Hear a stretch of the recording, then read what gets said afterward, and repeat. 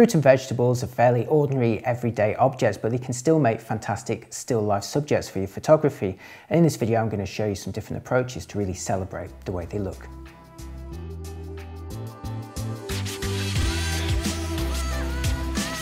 Colourful fruit and vegetables can make great still life subjects, but have a think about the background that you've got them on. Here I've got 3 citrus fruits placed on a plain white porcelain plate, and well, it's all right, but it's a bit boring really.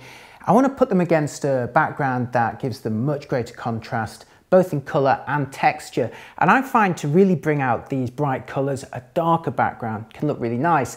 So here's a dark grey slate that I found as part of an old building project. Have a look around a tip or a reclaimed yard for really interesting materials. I like old pieces of wood or dark tiles like these because they can provide such a nice background for whatever you're photographing. It doesn't have to be food, it could be anything at all. And then in terms of the composition, frame it so that you don't see the edges of the slate. In this instance, I really want to concentrate on the actual fruit itself, so I've gone in quite tight here. The other thing you might want to try is to go in really, really close to really have a good look at the textures on their surface. It becomes much more of an abstract picture. Colourful fruit and vegetables make great still life subjects for photography, but the real action in the citrus fruit is inside, so I'm going to have to cut it in half to see those lovely textures inside.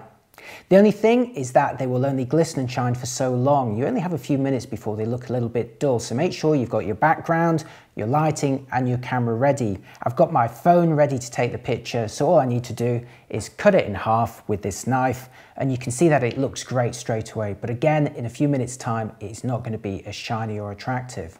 So I've got the 2 halves of the lemon here, and now the next step is to find the more photogenic of the pair. I'm going to reject this one because of the seeds in it. I could scoop them out, but it's going to spoil the surface texture, so I'm going to put that to the side and concentrate on this one here. And in terms of posing, it's a case for me of rotating it until it catches the light. When it catches those highlights from the window, it just really looks nice. For me, the real winning shot is one which shows some of the skin around the edge, because it really has so many different colours and tones and textures.